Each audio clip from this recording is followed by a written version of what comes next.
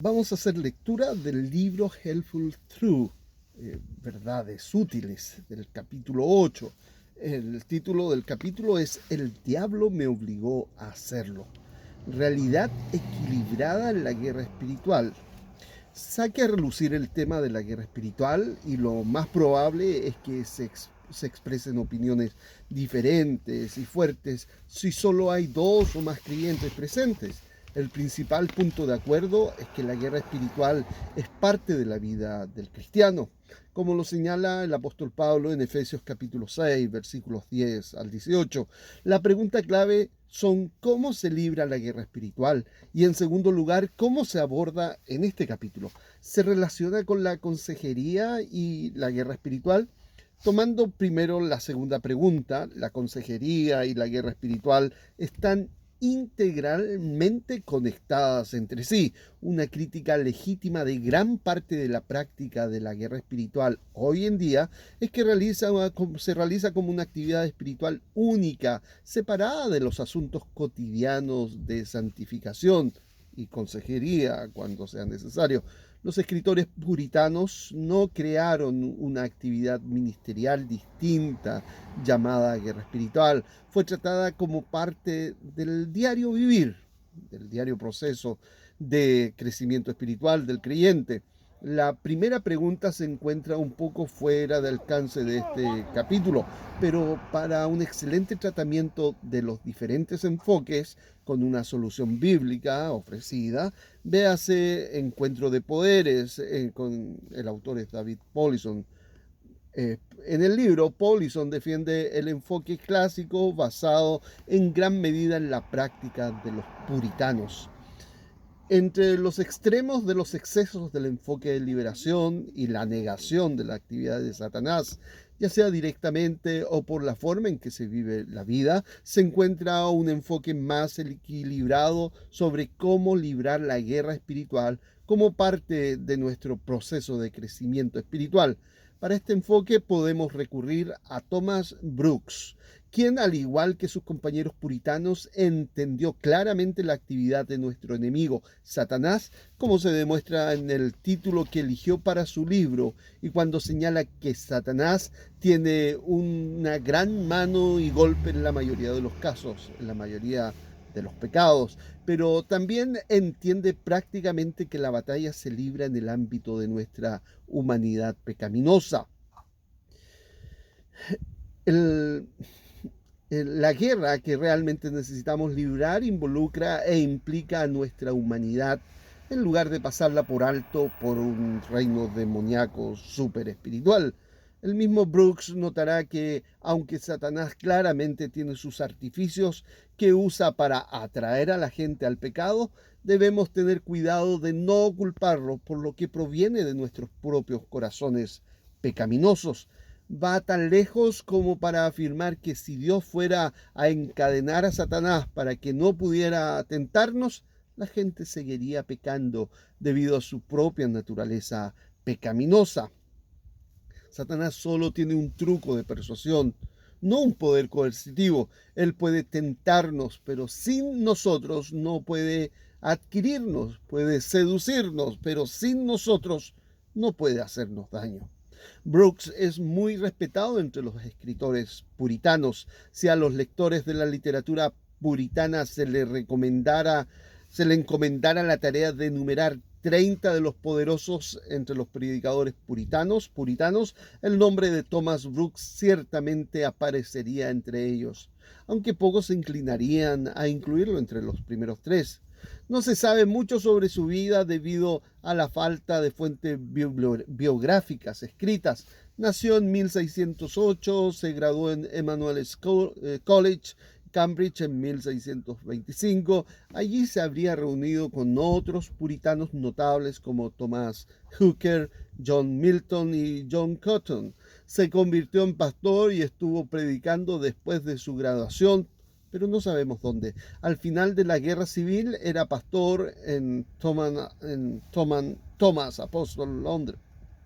Y también se le pidió que predicara en el Parlamento. Fue desalojado de su pastorado en 1662 junto con otros ministros inconformistas. Otros detalles son escasos. Escapó del encarcelamiento, fue eminente entre los ministros que se negaron a huir en el año de la peste, en 1665, y estuvo en su puesto para consolar a los afligidos durante y después del gran incendio de 1666. Durante los años 1652 a 1680 estuvo escribiendo con Precious Remedios, entre los primeros que se escribieron en 1652. Murió en 1680, 3 años después de la muerte de su esposa.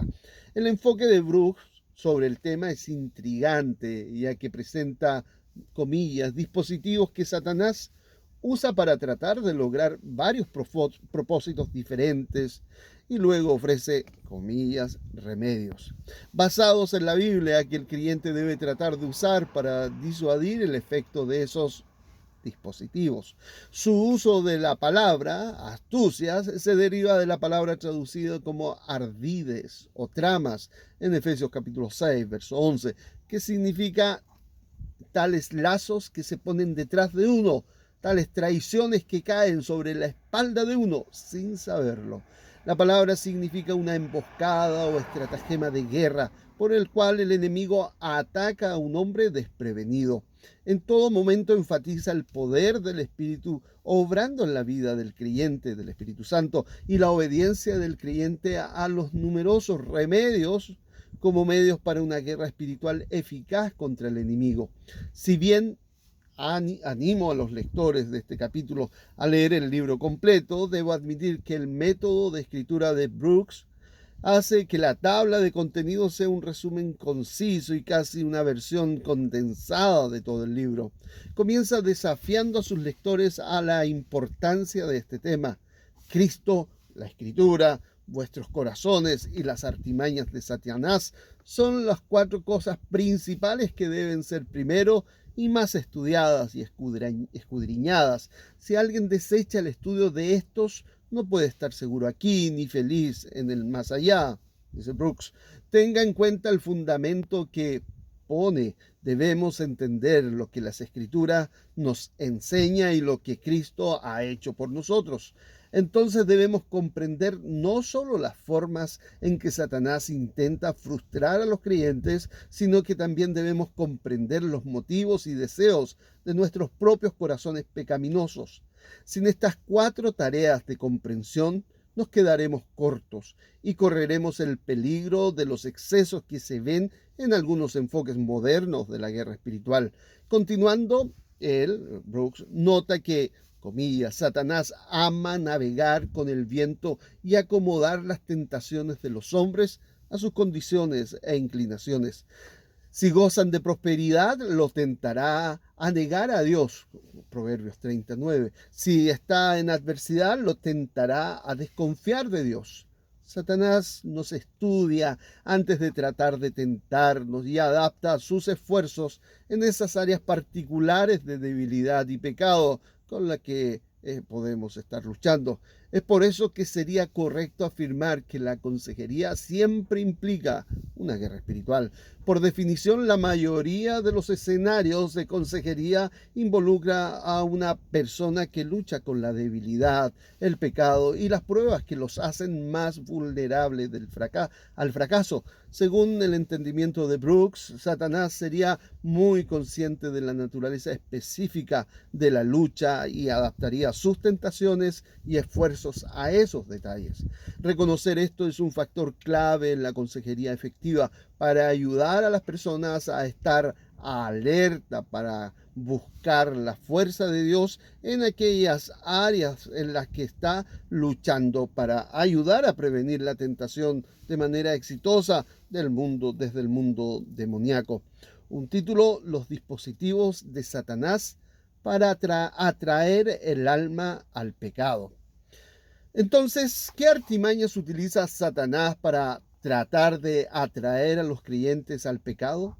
Si bien Brooks señala 12, consideraremos solo una muestra representativa de ellos.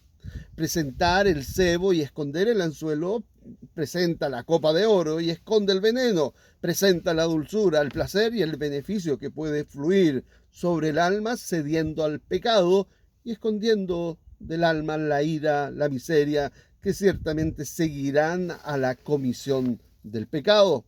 Esto es claramente reconocible para todo creyente, aceptando que el pecado pretendido es algo bueno, algo placentero, por lo que no puede estar mal. Por supuesto, también es tan antiguo como el tiempo, siendo una de las tentaciones usadas en el jardín del Edén por la serpiente, señalando que el fruto prohibido era agradable de comer, Génesis capítulo 3, versos 1 al 6, y sospecho que la fruta se veía fantástica y sabía maravillosamente durante esos primeros bocados hasta que la realización del pecado le convirtió en amargura, porque el pecado a menudo es placentero o al menos realiza alguna acción aparentemente positiva para nosotros al principio. Es por eso que este dispositivo es tan efectivo, funciona repetidamente en nuestras vidas, pero siempre termina en destrucción y muerte, tal como sucedió con Adán y Eva. Como sería cierto en todo momento, los remedios de Brooks son de naturaleza teológica y práctica. El primer remedio es mantenernos tan lejos del pecado como podamos y no jugar con el cebo que Satanás pone frente a nosotros. Romanos 12:9, Proverbios 5:8. El mejor curso para evitar caer en el pozo es mantener a la mayor distancia ese pozo. El que sea tan atrevido como para intentar bailar al borde del abismo, quizás encuentre que Dios le permite caer en él. Qué bien sabemos esto de andar al límite en nuestra propia vida y en la de los demás, tratando de disfrutar del pecado sin caer en él. Pero claro, que ese esfuerzo fracasará si no estamos huyendo de situaciones y pensamientos pecaminosos para buscar a Dios. Siempre seremos vulnerables a ese último paso en falso hacia el pozo. José se mantiene a distancia del pecado y jugar con los cebos de oro de Satanás y se encuentra. David se acerca, juega con el cebo y cae. Remedio, considerar el pecado no es más que un dulce amargo. Como alguien que disfruta de sus chocolates, esto me suena familiar porque me gusta mi chocolate dulce y morder un hermoso trozo de chocolate y encontrarlo amargo me pone los dientes de punta. Pero Brooks nos instruye a seguir recordándonos que este siempre es el caso con el pecado. Puede parecer delicioso y dulce, pero terminará siendo amargo en la boca si nos permitimos participar. Remedio, considerar seriamente que el pecado es de una naturaleza muy engañosa y hechizante. El pecado es del mayor de los engañadores, es un hijo de su propia generación. Hebreos capítulo 3, versículo 13. El estafador más grande de la historia es Satanás, por lo que los pecados a los que nos atrae serán muy capaces de atraparnos si no practicamos la vigilancia. Al igual que con tantas estafas hoy en día que intentan prometer un 50% o más de retorno de su dinero si solo hace tal cosa, se ve fantástico, pero termina perdiendo todo su dinero. Recuerde que el pecado no es diferente, promete e incluso inicialmente parece cumplir, pero al final nos deja con nada más que la necesidad de arrepentirnos del pecado una vez más. Pintando el pecado con colores de la virtud, Satanás pintando el pecado con los colores de la virtud. Satanás sabe que si presentara el pecado en su propia naturaleza y vestido, el alma preferiría huir de él antes de ceder a él, y por eso nos la presenta pintada y dorada. El remedio es mirar hacia adelante para ver cómo aparecerá el pecado en unas pocas horas. después que nos hayamos rendido a Él. Brooks aquí nos dirige al valor de mirar hacia adelante y hacia atrás. Sí, la batalla con la tentación está en el presente y debe librarse allí, pero el sentido del tiempo es importante para una guerra eficaz. Mirar hacia adelante nos permite tratar de ver las últimas consecuencias de lo que ahora parece tan tentador. Ayudar al cónyuge que está considerando el adulterio a considerar las consecuencias de esa acción: relaciones destruidas, posible divorcio, daño a los hijos por un divorcio, tener que vivir con ingresos divididos por el divorcio, etcétera. No es solo una respuesta necesaria de un consejero, sino un acto de gracia. Del mismo modo, la mayoría de las personas que consideran el suicidio no intentan proyectarse hacia adelante para ver cómo su muerte dañará a otros. Simplemente buscan un alivio inmediato para las luchas abrumadoras que están experimentando. Pero también tenemos que mirar al pasado, a la cruz de Cristo. Esos pecados que nos parecen tan triviales a la hora de cometerlos, en realidad son inmensos y costosos. Costaron el sufrimiento y la muerte de Cristo en la cruz. Cuanto más podamos solidificar este evento crítico en nuestras vidas, más efectivos seremos para vencer la naturaleza brillante del pecado. En situación de consejería, a veces te encuentras frente a una persona que sabe que está a punto de hacer algo moralmente incorrecto, pero sienten que es la única forma en que pueden responder y, sin decirlo verbalmente, están pensando que puedo pedir perdón después de tomar esta acción.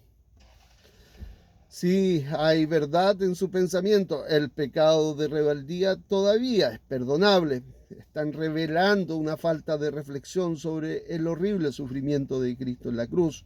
Por ese pecado que van a pedir que se les perdone después de haberlos cometido voluntariamente.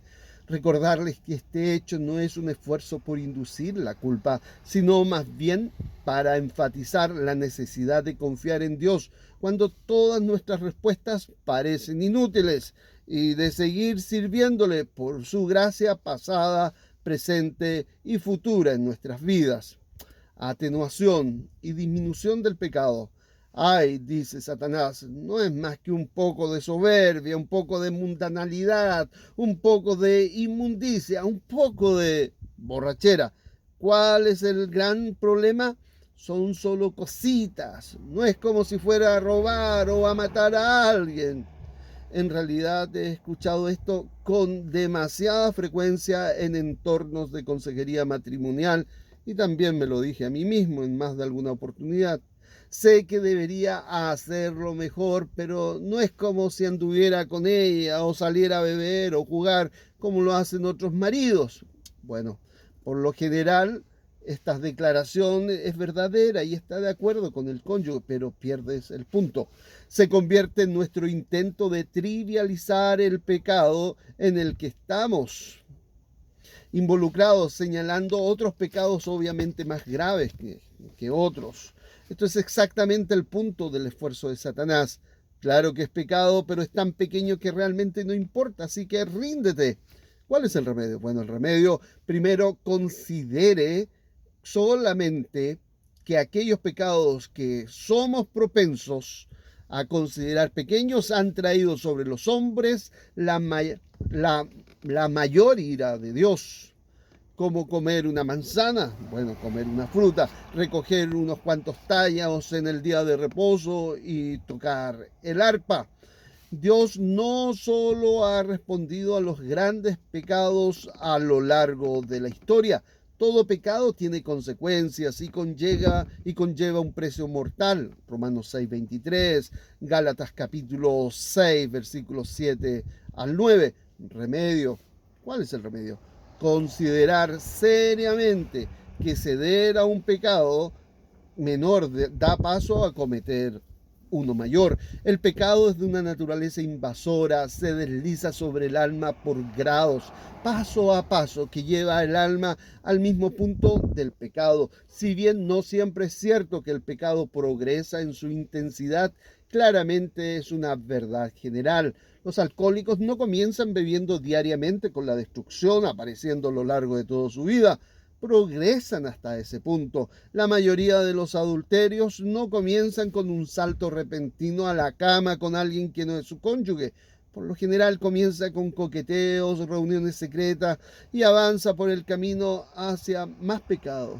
Los problemas de consejería como la ansiedad y las reacciones obsesivo-compulsivas también pueden verse bajo esta luz. Las personas que tienen miedo de salir de su hogar rara vez comienzan en ese punto, pero lentamente se abre el camino a lo largo de los años y se vuelve cada vez más ansiosa y temerosa por diferentes situaciones hasta que se encuentran atrapada. Los pecados pequeños pueden y a menudo siguen el camino hacia peores pecados y luchas que dominan la vida. Los pecados mayores espantan antes el alma, incitándonos al arrepentimiento, donde los pecados menores son más fáciles de dejar de lado y considerarlos sin importancia real. Esto los hace doblemente peligrosos porque se les permite continuar en nuestros corazones y trabajar debajo de la superficie, ganando fuerza para desviarnos en el futuro. Se vuelve clave que resistamos todo pecado en lugar de ceder a cualquiera. La historia de la iglesia está repleta de historias de aquellos que estuvieron dispuestos a sufrir la peor de las persecuciones en lugar de cometer el más pequeño de los pecados, especialmente la negación de la fe. El libro de los mártires, de un autor de apellido Fox, narra estas tensiones. Para decirlo de otra manera, a veces hablamos en grande sobre la resistencia al pecado, pero fallamos cuando nos enfrentamos a pecados triviales que no parecen valer la pena luchar. Históricamente los mártires entendieron que incluso el menor ceder era no honrar a Dios y tendría severas consecuencias espirituales, presentando al alma los mejores pecados de los hombres y escondiendo al alma sus virtudes, comillas, como poniendo delante del alma el adulterio de David, la soberbia de Ezequías, la impaciencia de Job, la embriaguez de Noé, la blasfemia de Pedro, y escondiendo del alma la sal, las lágrimas, los suspiros, los gemidos, las humillaciones y el arrepentimiento de estas preciosas almas. Satanás señala con precisión los pecados de las personas piadosas, pero también busca oscurecer las lágrimas y el arrepentimiento de estos hombres preciosos y piadosos. Las Escrituras registran cuidadosamente tanto su caída en pecado como su arrepentimiento de ese pecado. Entonces surge la pregunta: alma, ¿puedes pecar fácilmente como los santos, pero puedes arrepentirte con los santos? A menudo comparto con aquellos a quienes estoy aconsejando que a veces uso la oración de confesión de David en el Salmo 51 como mía cuando trato con mi pecado personal, pero nunca lo he orado como si fuera mío, sin dar un paso atrás para observar que David entendió la profundidad del pecado y la seriedad del arrepentimiento mucho más que yo. Mi sensación es que esto es lo que lo convirtió en un hombre conforme al corazón de Dios. No fue evitar el pecado, ya que Dios ciertamente fue un gran pecador, pero la forma en que se arrepintió es típicamente muy diferente a la nuestra. Presentar a Dios al alma como un hecho todo de misericordia. Oh, dice Satanás, no es necesario que hagas del pecado una cuestión tan grande, no es necesario que tengas tanto miedo al pecado, ni que estés tan poco dispuesto a pecar, porque Dios es un Dios de misericordia, un Dios más propenso a perdonar a su pueblo que a castigar a su pueblo. El remedio es obvio: no negar la misericordia de Dios, sino reconocer que Él es tan justo como misericordioso. Si Satanás afirma claramente que no debemos temer al pecado debido a la misericordia de Dios, tenderíamos a retroceder y decir: ¡cuán terrible! ¿Cómo podría un cristiano aprovecharse de la misericordia inmerecida de Dios en sus vidas? Y sin embargo lo hacemos. Pablo reconoció esto en su argumento de Romanos capítulo 6, verso 1, cuando planteó la pregunta: ¿seguiremos pecando para que la gracia abunde? Y respondió con un rotundo no. de ninguna manera. La respuesta es obvia, pero en la vida diaria a menudo vivimos como si no estuviera claro.